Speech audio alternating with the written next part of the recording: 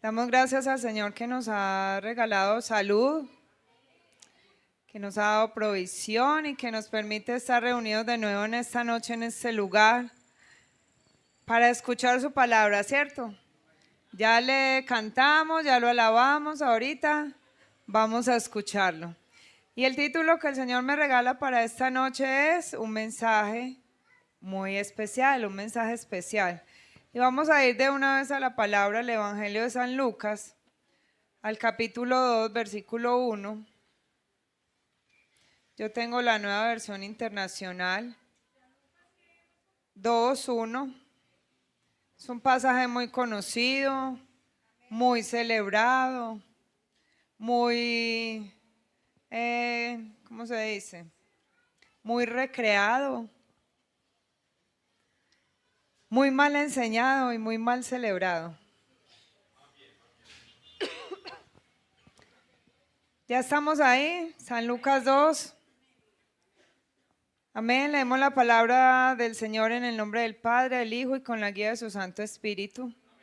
Nacimiento de Jesús.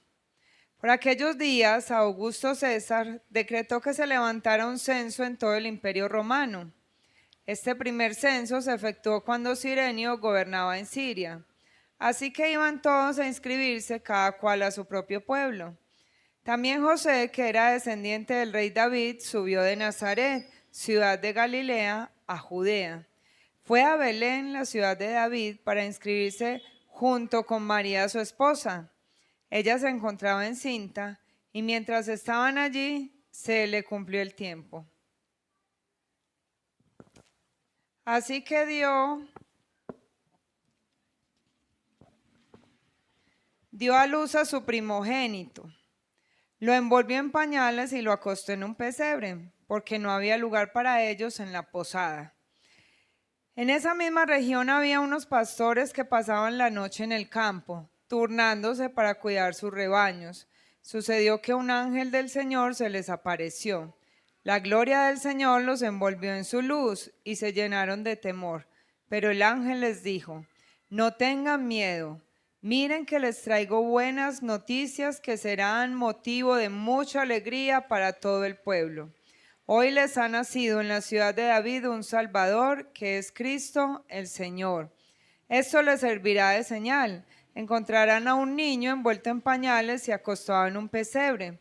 De repente apareció una multitud de ángeles del cielo que alababan a Dios y decían: gloria a Dios en las alturas, y en la tierra paz a los que se gozan de su buena voluntad.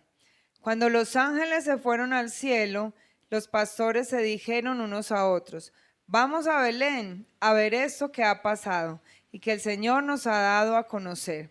Así que fueron deprisa y encontraron a María y a José y al niño que estaba acostado en el pesebre. Cuando vieron al niño, contaron lo que les había dicho acerca de él, y cuantos lo oyeron se asombraron de lo que los pastores decían. María, por su parte, guardaba todas estas cosas en su corazón y meditaba acerca de ellas. Los pastores regresaron glorificando y alabando a Dios por lo que habían visto y oído, pues todo sucedió tal como les había dicho. Amén. Padre de toda la gloria es solo para ti, mi buen Dios. Toda la alabanza te pertenece a ti. Hoy rogamos en el nombre de Jesús que nos hables, que hables a nuestro corazón, que traigas entendimiento a través de tu palabra, a través de tu Santo Espíritu, que traigas, Señor, esa dirección que estamos necesitando, que así como has venido hablándonos, continúes, Señor, redarguyendo nuestro corazón y llevándonos a la santificación, llevándonos, Señor, a la pureza y llevándonos, Señor, a ser cada día mejores hijos tuyos. Te lo rogamos, Padre, en el nombre de Jesús. Amén. Amén. Bueno, ¿cuántos celebraron o han celebrado alguna vez la Navidad? Amén. Yo creo que todos, ¿cierto? ¿Y cuántos han hecho un pesebre? Sí, el pesebre bonito, el que uno recrea este momento que acabamos de leer, uno lo recrea a través de un pesebre. uno se arma ahí el pueblito, le monta las casitas, le monta los animalitos y se monta todo el pesebre. Se hace el lugar donde va a poner el niño Jesús, lo hace de pajita y todo. La mulita, el burrito, que yo no sé dónde están porque aquí no dice, pero ahí están, ¿cierto? Ahí están, en el pesebre está la mula y el buey, ¿cierto? La mula y el buey. Y resulta que nada de lo que nosotros recreamos hoy en día tiene algo que ver con lo que la palabra dice. Y yo no sé si usted sabe cómo era Belén en los tiempos de la Biblia, qué fue lo que pasó cuando Jesús nació, pero hoy vamos a aprender qué fue lo que pasó y cómo fue que sucedieron los hechos. Resulta que hay un mensaje muy especial en estos versículos que acabamos de leer, y es que el Señor envía un mensaje a un grupo de pastores. Y eso es lo que vamos a profundizar, pero vamos primero a ponernos en contexto qué era lo que estaba ocurriendo. En la época en la que Jesús nació, resulta que Roma era quien gobernaba. El imperio romano era el que dominaba sobre todo aquel territorio asiático, europeo. Mejor dicho, ellos eran los chachos de la película, ellos eran los Estados Unidos de Norteamérica, allá en aquella época. Y al emperador Augusto César o César Augusto le dio por hacer un censo, pero no porque Augusto César estuviera conectado con Dios y estuviera allí estudiando los libros que habían de la Biblia diciendo, ay no, ya va a llegar la época en la que el Salvador va a llegar, entonces hagamos que la gente vaya cada uno a su pueblo. No, él no tenía nada que ver con Dios, pero Dios sí tenía algo que ver con esa autoridad. Por eso Dios, a través de esta autoridad y para que su palabra se cumpliera, manda a que haya un censo, que el gobierno aprovechó para recaudar más impuestos. El que dijo, yo voy a contar toda esta gente, a ver cuántos es que realmente tengo y a ver si es que me está faltando plata, pero aquí estoy como desfalcado, vamos a contar a ver toda esta gente. Y resulta que María y José vivían en Nazaret. ¿Ustedes saben qué distancia hay entre Nazaret y Belén? ¿Cuántos kilómetros hay? Hay 160 kilómetros. Algo así como caminar toda una semana. Toda una semana de recorrido entre Nazaret, donde vivía José con María, y Belén. Y si tenemos en cuenta que estaban en un desierto, que la temperatura era muy alta, que la pobre María estaba que se explotaba ya, que le tocó hacer todo ese recorrido, imagínense cómo sería el trayecto, el recorrido, lo que pasó María y lo que pasó José, cargando a María, cargando el burrito, bajándose el burrito, cargando todas sus pertenencias. La palabra no lo dice, ¿cierto? Pero la palabra sí nos da algunas luces, nos cuenta algo de la historia. Resulta que el Belén de hace más de 2000 años era un Belén que no tenía casas. Nosotros en el pesebre le ponemos casas. En Belén no había casas, porque Belén era algo así como Belencito corazón. Aquí abajo medio planito y ahí arriba sube la montaña. Como no habían casas, habían cuevas o habían grutas. Las grutas y las cuevas o posadas eran las habitaciones de las personas. Las grutas eran, digámoslo así, las de la gente más humilde. Entonces eran cuevas pequeñas, donde la gente vivía junto con sus animales. Las posadas eran lugares más amplios, o sea, los de un estrato más altico, y ellos tenían de 2 pisos. En el piso de arriba vivía la gente y en el piso de abajo vivían los animales. Y lo que la palabra nos enseña es que cuando María y José llegaron a Belén, ¿qué fue lo que pasó? no había espacio en la posada. Y era de esperarse, ¿cierto? Resulta que Belén era un pueblito muy chiquito que solamente tenía 35 kilómetros cuadrados. Eso es una ciudad muy pequeña.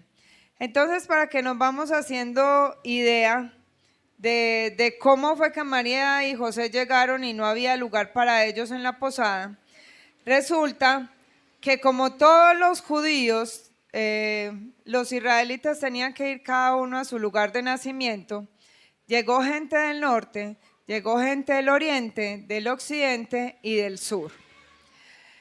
Resulta que hacia el norte estaba Jerusalén y Jerusalén quedaba a 9 kilómetros de Belén.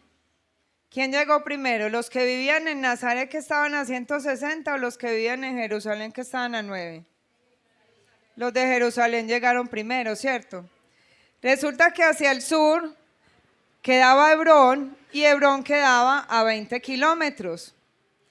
Mejor dicho, María y José tenían todas las de perder.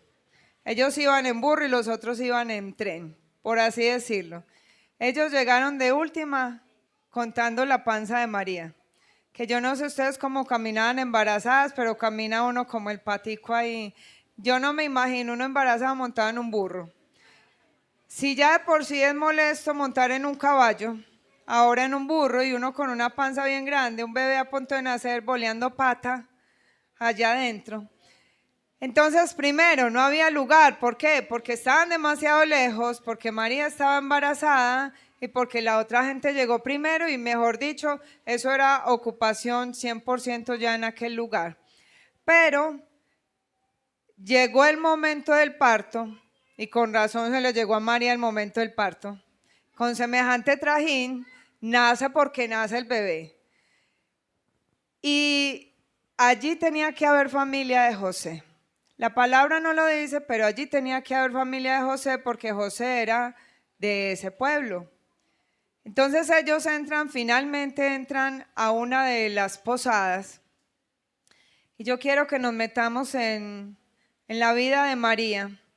Entran a la posada y le dice, vea, ¿sabe qué? Aquí no hay lugar para ustedes, pero entran que caben 100, 50 parados, 50 de pie. Y resulta que María y José entran a uno de esos lugares donde pudieron entrar, que estaba repleto de gente, ya no había lugar para ellos donde estaban las personas. ¿Y qué es lo que hacen ellos? Se van al fondo donde están los animales. Si usted fuera una mujer embarazada, a punto de tener un bebé, y entra a un lugar de estos, ¿usted qué lugar escoge para ir a pujar a su bebé? ¿Dónde están los animales? Imagínese uno en la mitad de la sala y bueno, en la casa y todo el mundo, ay, no. Uno como mujer escoge el lugar más recóndito y en este caso era el lugar donde estaban los animales, el establo. Era el lugar cálido porque estaba al fondo de la cueva y era el lugar más íntimo. Allá la gente no quería entrar. Entonces vamos entendiendo un poquito por qué el nacimiento de Jesús fue así. Llega María allí, tiene a su bebé y el lugar más cómodo para poner el bebé obviamente era un pesebre. ¿Ustedes sí conocen el pesebre o no? ¿Qué es el pesebre? No, el pesebre no es una cosa, es un algo. Es como un comedero. Es un comedero, ¿cierto? Hecho de madera, hecho de piedra, lo que sea, pero un comedero. Y María y José escogen el pesebre para poner a su bebé porque era un lugar cálido, porque era un lugar seguro, pero porque era, digámoslo así, el cumplimiento de una palabra que el Señor estaba enviando. Jesús no nace en el pesebre. Jesús fue envuelto en pañales y acostado en el pesebre. Y su nacimiento en Belén, ¿por qué Jesús nace en Belén? Porque su nacimiento debía ser como nace la gente de Belén. Jesús no nace en un palacio, no nace en un lugar rico, porque de ser así, entonces Dios hubiera dicho, no, pues que nazca en Jerusalén, que Jerusalén era la metrópoli de aquella época en Israel. Jerusalén era la ciudad más importante. Belén era la ciudad más pobre, eso no tenía importancia ni geográficamente, ni políticamente, ni económicamente. Belén era una ciudad pobre. Y resulta que en este punto de la historia ya María y José hacen su viaje, su recorrido, llegan a Belén, Jesús nace, lo envuelven en pañales, lo ponen en el pesebre y aquí es donde empezamos entonces a entender el mensaje especial que recibieron unas personas que acabamos de leer. ¿Esas personas quiénes eran? Los pastores.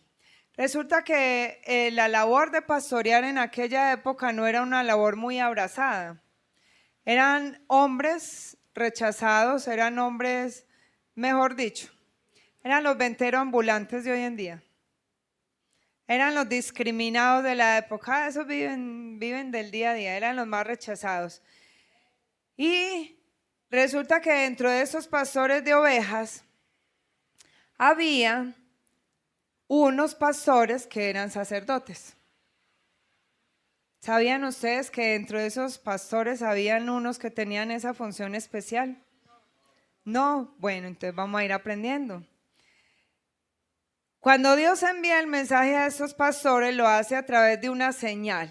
¿Qué señal les da Dios a esos pastores? No, eso fue a otros. ¿Qué le dice el ángel a los pastores? Vean, verán al niño envuelto en pañales y acostado en un pesebre. Esto es una parte de la palabra que nosotros pasamos de chorro y no entendemos qué significa esa señal para estos pastores. ¿Por qué esa señal no se le dio al resto del pueblo? Porque no lo iban a entender. Y resulta que Dios se la da a los pastores porque dentro de los pastores, que habían pastores sacerdotes, ellos estaban allí cumpliendo una función especial. La función especial de los pastores sacerdotes era que ellos se encargaban de criar las mejores ovejas. Y ellos estaban ahí de parteros. Cuando las ovejas daban a luz, ellos escogían la más sana, la más gorda y la que no tuviera manchas. ¿Y qué hacían con estas ovejas? Las envolvían en pañales y las ponían en un lugar aparte. ¿Qué pasó con Jesús? Lo envolvieron en pañales y lo pusieron en un lugar especial. ¿Y para qué entonces estos pastores escogían las ovejas? Porque esas eran las ovejas que se sacrificaban en Jerusalén en la Pascua judía. ¿Dónde nacían las ovejas? ¿Y dónde las sacrificaban? ¿Dónde nació Jesús? ¿Y dónde lo sacrificaron? Entonces vamos entendiendo el mensaje, vamos entendiendo por qué este mensaje llegó a los pastores y no llegó a otra persona. Porque la gente no lo iba a entender. Cuando los pastores reciben este mensaje, ¿qué es lo que pasa? Ay, se llenan de susto, ¿cierto? Y no entienden. Pero resulta que el mensaje es muy claro. Jesús es el Cordero de Dios que quita el pecado del mundo. De Belén salían las ovejas para el sacrificio por el perdón de los pecados de todo el pueblo de Israel. De Belén salió el Cordero inmolado que quita el pecado mío. Amén. Pero resulta que con ese mensaje especial los pastores tuvieron mucho miedo, porque algo extraordinario estaba ocurriendo. Pero a pesar de que tenían miedo, ellos dijeron, ay, no, vamos a Belén a ver. Vamos, dejemos el miedo, vamos a Belén a ver qué es lo que está pasando, a ver si es verdad lo que nos están diciendo. Y fueron a ver y efectivamente encontraron lo que el ángel les había dicho. Y resulta que cuando el Señor nos habla, siempre trae un mensaje especial y hace que usted y yo lo entendamos. El ángel le habló del niño envuelto en pañales y acostado en un pesebre a los pastores. Pero a los magos de Oriente les dio otra señal. ¿Cuál era la señal? La estrella. Si los pastores hubieran visto la estrella, ellos hubieran quedado gringos porque ellos no hubieran entendido eso. Ellos no eran astrólogos, astrónomos, ellos no entendían nada de las estrellas. Los magos o los sabios de Oriente no sabían nada de ovejas. A ellos les hubiera dado lo mismo como a nosotros que nos hubieran contado la historia del bebé envuelto en pañales. Entonces, a los magos, a los sabios, el Señor les mostró la señal de la estrella de David que se posó justo donde Jesús estaba, y Dios les advierte en sueños y les dice: no vuelvan a Herodes, no vuelvan allá, váyanse por otro camino para su casa, no regresen a él. Y cuando Dios nos habla de una manera muy clara y muy sencilla que usted y yo podamos entender. Dios nos habla siempre en nuestro idioma. ¿De qué manera el Señor nos llamó a que le aceptáramos como Señor y Salvador? Miren, Dios nos habla de una manera muy didáctica. Tan didáctica que no nos gusta. Tan didáctica que nos cuesta entender cómo en medio de una crisis yo tengo que alzar mis ojos a los cielos y mirar la estrella. Si yo en medio de mi crisis matrimonial no hubiera mirado hacia lo alto, hacia la estrella de David, la señal que el Señor me estaba dando, y yo hubiese dicho: yo no quiero solucionar mi matrimonio, o lo hago a mi manera, yo creo que mi esposo y yo hoy no estaríamos contando la historia. No estaríamos contando la historia porque esa manera didáctica en la que el Señor nos llamó, nosotros creíamos que teníamos un matrimonio muy bueno y el Señor empezó a derrumbarnos la torre del castillo que nos habíamos armado y creíamos que ese matrimonio iba viento en popa y no nos habíamos dado cuenta que lo que había cogido a ese castillo era un huracán que estaba derrumbando nuestro matrimonio. A veces estamos muy firmes en nuestra vida y la gente de afuera a veces cree que tiene que ser perfecta para poderse acercar al Señor, que para entrar a una iglesia cristiana tienen que vivir una vida perfecta porque los que estamos aquí somos perfectos. Y resulta que los que estamos aquí somos más imperfectos de lo que los que están allá afuera se imaginan. Amén. Guille, ¿me regala un poquito de agua, por favor?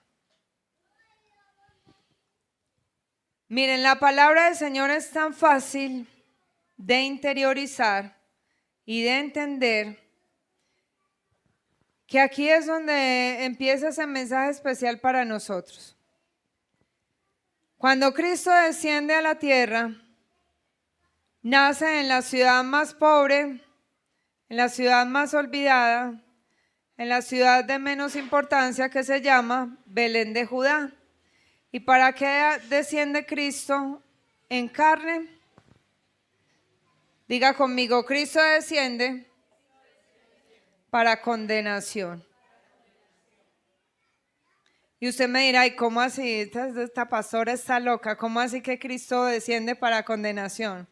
Sí, Cristo desciende para condenación porque el mundo no le ha querido aceptar, porque el mundo no le ha querido recibir y porque dice la palabra que todo aquel que no cree en Él ya está condenado. Pero Cristo desciende para nosotros a salvación, para salvarnos. Amén. Salvación a todo el que crea en Él, condenación a todo el que no crea en Él. Hay muchos hoy que están profesando una fe que no han entendido. Hay muchos hoy que están viviendo una fe, así como el pesebre que usted y yo hacíamos, que no saben qué significa, que están viviendo una fe a su modo, que están viviendo una fe a su amaño, que están viviendo una fe a su manera, porque así les parece mejor y así les parece más bonito. Cada vez que yo me acerco a la palabra y recuerdo lo que el Señor un día me dijo de la Navidad, voy entendiendo más porque Dios me dijo, no me gusta la Navidad. Porque cuando Cristo desciende a la tierra, lo que hay es gozo, ¿cierto? Hay alegría, llena aquellos pastores, descienden los ángeles y cantan alabanzas al Señor. Dicen gloria a Dios en las alturas y en la tierra paz a los que gozan de su buena voluntad. Pero cuando Cristo muere en la cruz, se rasga el velo que nos separaba de la presencia del Padre y se nos da acceso directo. Cuando Cristo muere en la cruz, nos da la salvación. Pero cuando Cristo nace, todavía no tenemos salvación. Solamente tenemos una esperanza, solamente tenemos la promesa de que ese Salvador iba a venir a derrotar la muerte, a derrotar el pecado. ¿Por qué los judíos no lo entendieron? Porque ellos estaban esperando que Dios los salvara, que Jesús los salvara de lo que ellos querían ser salvados, mas no de lo que ellos necesitaban ser salvados. Ellos querían que su Salvador viniera a salvarlos de la opresión del Imperio Romano. Y Jesús venía a salvarlos de la opresión del pecado de alguien que es más poderoso que el Imperio Romano, y ese es el poder de Satanás. Pero cuando yo no entiendo el mensaje, las buenas nuevas de salvación, ese mensaje especial que el Señor está mandando a mi vida, se me hace muy difícil entender cuál es el mensaje que el Señor me está enviando. ¿De qué realmente es que el Señor me quiere salvar? Yo quiero que me salve ¿de qué? Que me salve la enfermedad. En este cuerpo me voy a enfermar. Quiera o no quiera, sea el más fuerte, el más sano, el más saludable, haga ejercicio 20 horas al día, tenga las chocolatinas marcadas o las burbujas que se me riegan por todos lados, me voy a enfermar. Y hemos visto personas que uno dice, ay, ¿cómo esa persona tan sana y le dio un infarto? Esa persona tan joven y se murió. Sí, porque es que este cuerpo está hecho para la enfermedad y está hecho para la muerte. ¿De qué queremos que el Señor nos salve? ¿Cuál es el mensaje que queremos oír, que queremos recibir del Señor? No es el que el Señor quiere mandar a nuestra vida, es el que yo quiero oír. Entonces, cuando yo no escucho el mensaje que quiero, se me hace difícil recibir estas buenas nuevas de salvación. Resulta que Jesús nos recibe cuando somos pecadores y Jesús, diga conmigo, me justifica. ¿Y para qué Jesús me justifica? ¿Para qué me justifica? Bueno, ¿qué es justificarme? ¿Qué significa que yo he sido justificado? Que tomó el lugar que me correspondía. ¿Qué más? Me presenta justo delante del Padre. ¿Qué más? Pagó por mí. Eso es justificación. Que Él me presenta justo cuando yo no soy justo. Eso es como cuando uno como mamá aboga por sus hijos que sabe que se han comportado mal para que el papá no los castigue, para que el papá no le dé la pela. Uno va y, pero vea, pero es que, ay no, mejor dicho, uno se vuelve el abogado de los hijos, porque uno no quiere a veces la disciplina para los hijos. Y resulta que Jesús me justifica para santificarme. Jesús no simplemente me justifica para que yo reciba su gracia, no, Él me justifica con una razón. Y la razón es que me quiere santificar. Así es que si yo no estoy siendo santificado por Dios, bájese de la nube que usted no ha sido justificado. Si usted llegó al Señor y su condición no ha cambiado hasta hoy, entonces usted no ha llegado al Señor. Usted está viviendo en el pesebre que se imaginó, pero no está viviendo en el Belén de la realidad, sino en el Belén que usted se está imaginando. Y el mensaje especial para nosotros en esta noche es este, y es para que profundicemos en nuestra vida. Si Cristo ha nacido en mi corazón, ¿ha transformado mi vida? ¿Hasta qué punto ha transformado mi vida?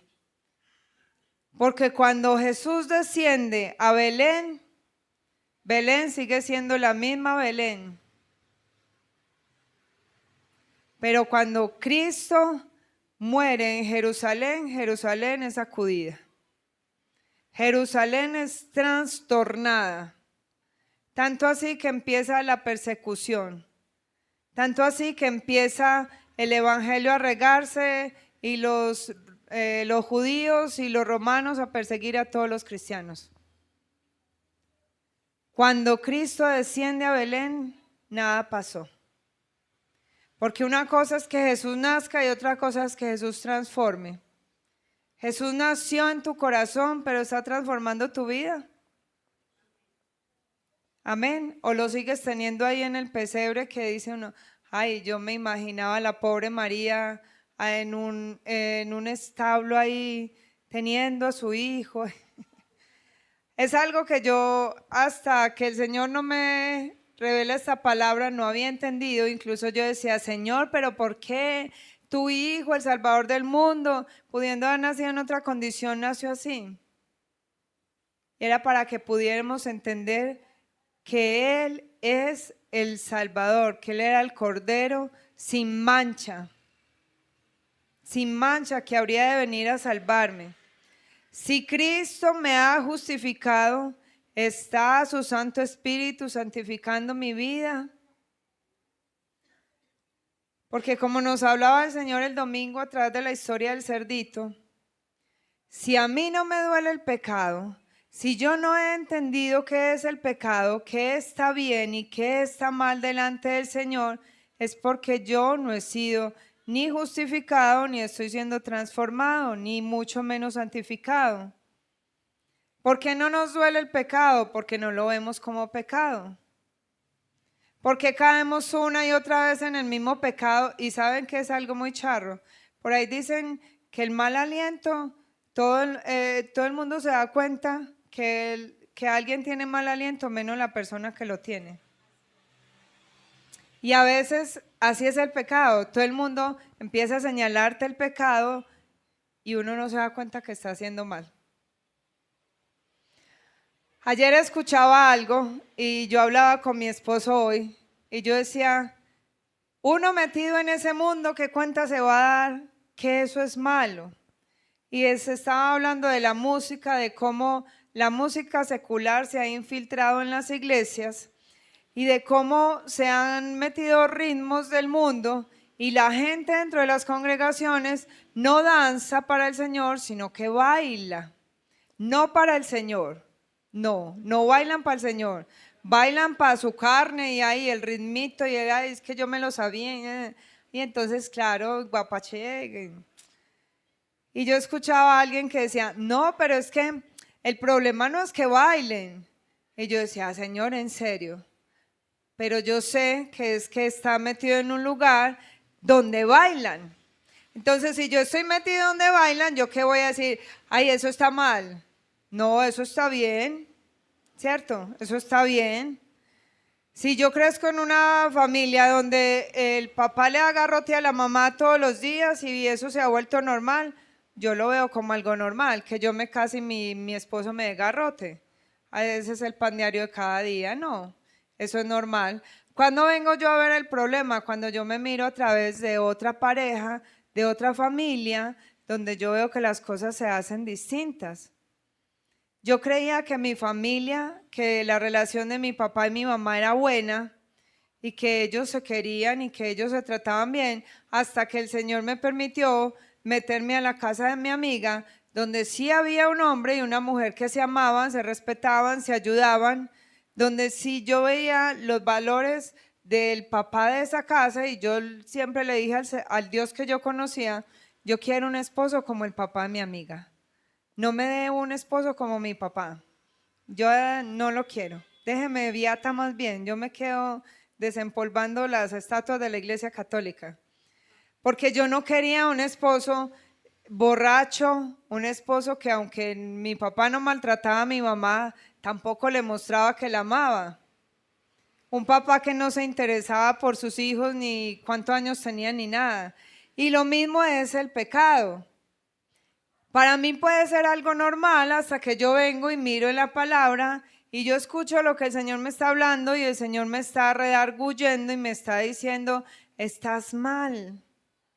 No has entendido el mensaje que te estoy mandando, estás mal. ¿Y hasta cuándo vas a identificar? Ay, sí, el Señor me está hablando, pero vamos a seguir ahí sentados en lo mismo. Si el Señor nos está hablando y nos está mandando un mensaje tan claro y nos está diciendo, oye, ¿hasta cuándo? ¿Cuándo piensas cambiar de vida? ¿Cuándo piensas entender el mensaje que te estoy mandando? Mire, el mundo cada año celebra la Navidad, ¿cierto? O el nacimiento de Jesús. Eso no celebran ni Navidad ni nacimiento de Jesús. Eso celebran a Santa Claus, celebran la nieve, porque todo lo que uno ve va en pos de la nieve, en pos del Santa Claus, en pos de la economía, que los regalos, que los niños, que el traído, que bueno, toda la locura que se mueve en diciembre, que usted se endeuda hasta que ya no más porque los estrenes para los niños. Ay, no, ¿y cómo van a ser mis hijos los de menos? Todos estrenando y los míos nada. Estamos metidos en el mundo y estamos abrazando el mundo. Y nos estamos olvidando de la importancia de la palabra del Señor. Las iglesias están metiendo la Navidad con un pretexto, un texto y otro pretexto. Y celebremos esto y celebremos aquello y volvámoslo cristiano. No, la Navidad no es una fiesta cristiana.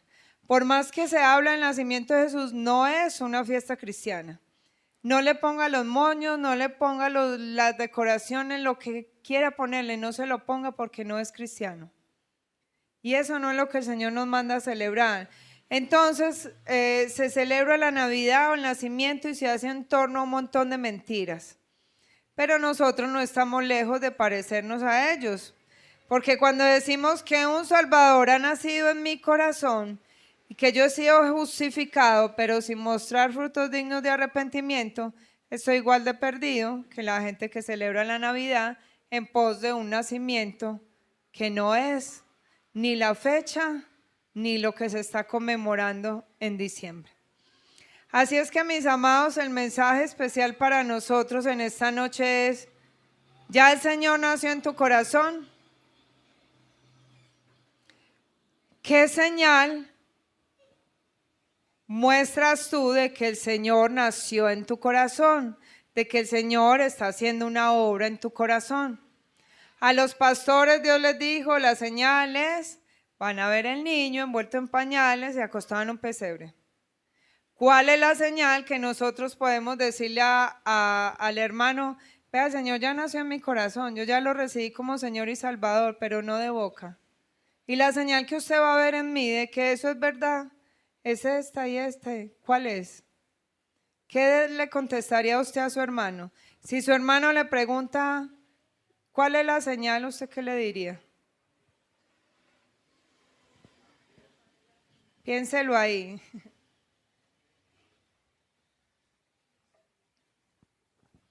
Porque de que tiene que haber una señal, tiene que haber una señal. O si no, no ha nacido. O si no, ese mensaje especial que vino del cielo no ha llegado a nuestra vida ni a nuestro corazón. Así es que, mis amados hermanos, el Señor es, yo siempre he dicho, le digo a mi esposo, Dios es muy práctico. Y nos habla en la manera en la que usted y yo lo entendamos. A mí me encanta la ciencia, la medicina, la botánica, todo lo que tenga que ver con la naturaleza, y yo me conecto con Dios a través de la naturaleza. No sé a usted qué le gusta, qué le apasiona, pero si se le hace difícil escuchar a Dios, conéctese con Él. La manera en la que usted sabe que el Señor le va a hablar y que usted lo va a entender más fácil. No diga que a través de los ojos de su esposo, no, porque es que a través de los ojos del cónyuge uno a veces no se conecta, sino que se desenchufa, se desconecta, ¿cierto? ¿De qué manera quiere usted recibir, aceptar ese mensaje especial que el Señor le manda a su vida y a su corazón? Cuando los pastores recibieron el mensaje se llenaron de temor, pero a pesar del temor se levantaron y fueron hasta Belén. ¿Saben que los pastores estaban a 3 kilómetros de Belén? Porque como les dije, Belén estaba así como en la montañita y descendía al valle donde los pastores estaban cuidando a sus ovejas, y ellos tuvieron que subir 3 kilómetros para encontrar al niño acostado en el pesebre. ¿Qué estamos dispuestos nosotros a caminar, a recorrer para ir en pos de esa palabra que el Señor nos está enviando, en pos de ese cambio que el Señor nos está pidiendo? Que no nos coja la noche, que no nos coja la aurora, como decimos nosotros, esperando para ver si mañana cambio, si mañana hago, si mañana doy pasos de obediencia. El tiempo es ahora, mi hermano, el tiempo es hoy. Amén. Padre, en esta noche te decimos una vez más gracias. Gracias porque cada día envías un mensaje especial a nuestra vida, a nuestro corazón. Gracias, Señor, porque entre más nos acercamos a tu palabra, más entendemos lo que tú nos estás hablando allí. Más entendemos las señales, más comprendemos, Señor, lo que hablaste a nuestros antepasados, pero que sigues hablándonos a nosotros, porque tu palabra es eterna, tu palabra permanece, tu palabra no cambia. A veces se nos hace difícil entender, porque los tiempos han cambiado, pero tú nos traes la revelación a nuestra vida y a nuestro corazón. Padre, ayúdanos para que de verdad podamos mostrar señales verdaderas, señales vivas de que tú nos has justificado, de que tú nos estás santificando, de que tú nos estás preparando para el encuentro contigo. Tú nos quieres recibir como a una novia ataviada, sin mancha y sin arruga, así como el Cordero que vino a esta tierra sin mancha, sin pecado, sin arruga, y se entregó por amor a nosotros, por nuestra salvación, por la redención de nuestros pecados, para pagar el precio que nosotros en nuestra vida defectuosa no podíamos pagar. El precio lo pagaste tú, mi Jesús, y por eso queremos vivir para ti. Queremos vivir para tu gloria y queremos vivir para tu honra. Yo te ruego en el nombre de Jesús, Padre, que no permitas que sigamos viviendo un evangelio de pesebre, un evangelio de imaginación, un evangelio donde recreamos nuestros gustos, donde recreamos lo que a nosotros nos parece, pero que está muy alejado de la realidad. Ayúdanos, Señor, para que seamos genuinos en nuestro caminar contigo, para que seamos genuinos en nuestra entrega diaria delante de tu presencia, para que de verdad podamos llevar en alto tu nombre y recibir con gozo tu venida, porque esperamos tu venida, mi Jesús. Ya no vuelves como cordero, ya vuelves como poderoso guerrero, y sabemos que los días se acortan, que tu venida está cada vez más cerca y queremos estar preparados, listos, Señor, con nuestros oídos, nuestros ojos, nuestro corazón, atentos, dispuestos y preparados para irnos contigo a reinar en tu reino por la eternidad, adorarte y exaltarte, Señor, todo el tiempo, todos los días de nuestra existencia. Padre, a ti damos toda la gloria y a ti damos toda la honra, en el nombre de Jesús. Amén y amén.